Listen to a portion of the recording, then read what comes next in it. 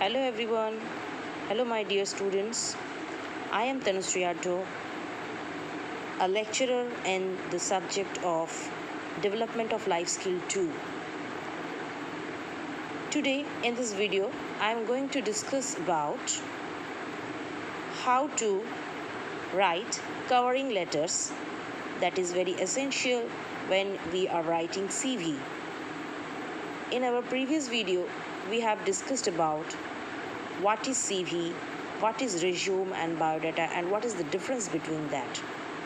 So let's see today what is covering letter and how we have to deal with it. Okay, so here you can see that today's topic is covering letters that accompany CVs or resume. We all know what is CVs and resume. Okay, so let's see what is the meaning of cover letter. Letter that covers. We all know the meaning of cover. Cover means to just create a canopy-like structure over anything else. Letters are of different types. Business letters, private letters, official letters. Okay, so here the cover letter, it is also another type.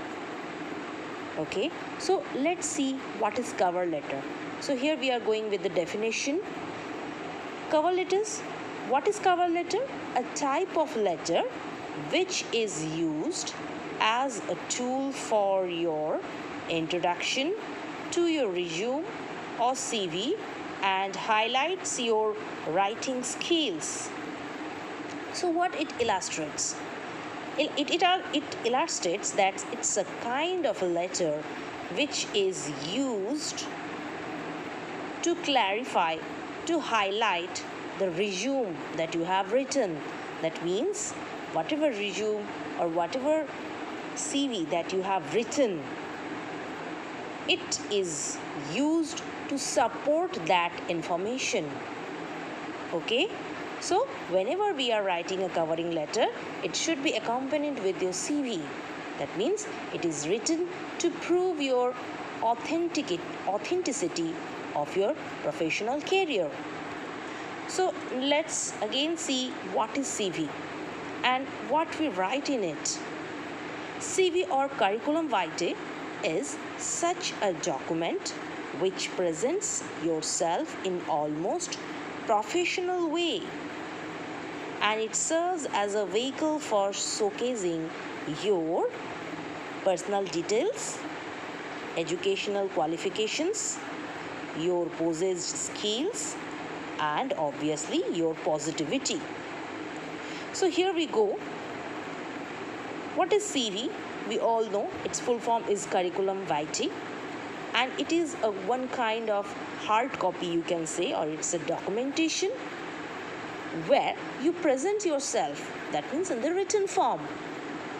Okay, and it should be almost be expressed in a professional way.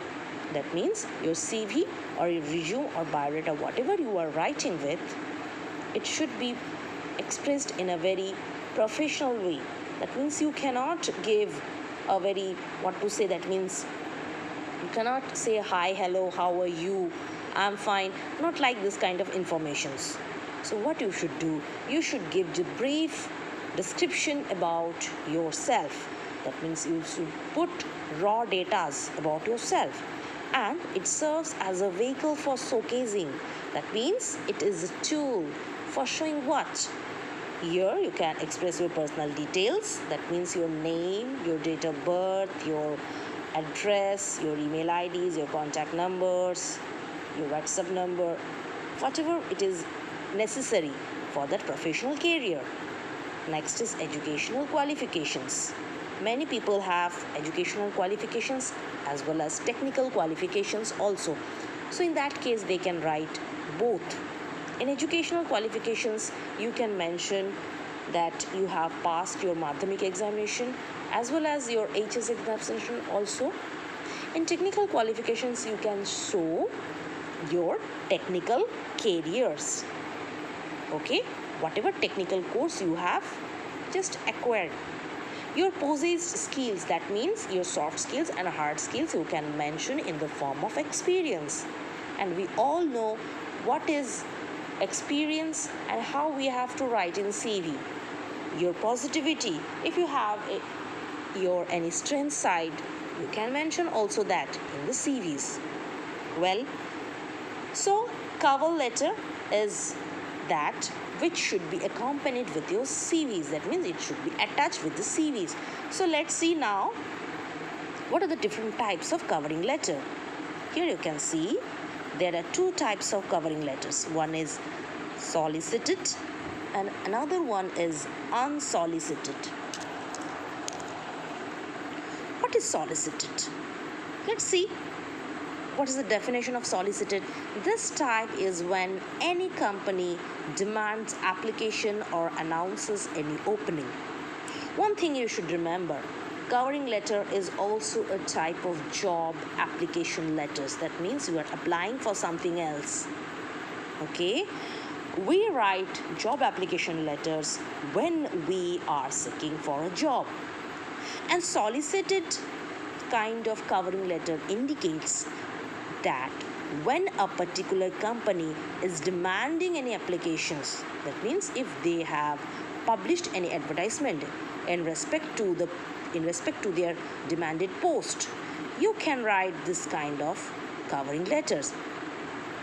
We will, in the next video, we will discuss about what kind of solicited, or we can discuss about the examples of solicited covering letters. So it is very clear from this definition that when a company demands any position for their companies, then we write CV along with solicited covering letters. That means we are writing that kind of application, job application, if that company demands any position.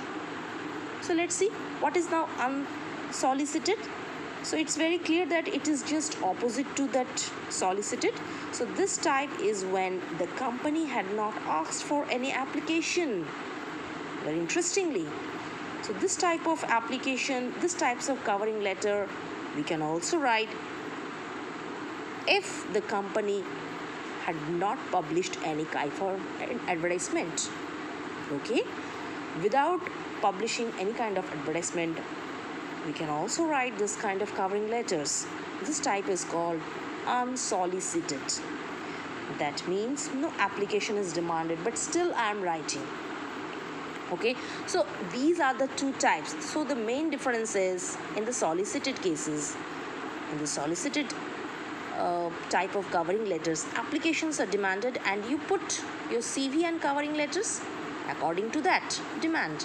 But in the unsolicited cases, you can create your resume, but it's not mandatory that you have to put the covering letter. If you put, that will be considered to the unsolicited. Okay, students? So, I hope solicited and unsolicited is now clear to you. So, in our further discussion, we will discuss on this, the first type, that is the solicited. According to your syllabus, solicited type is most important.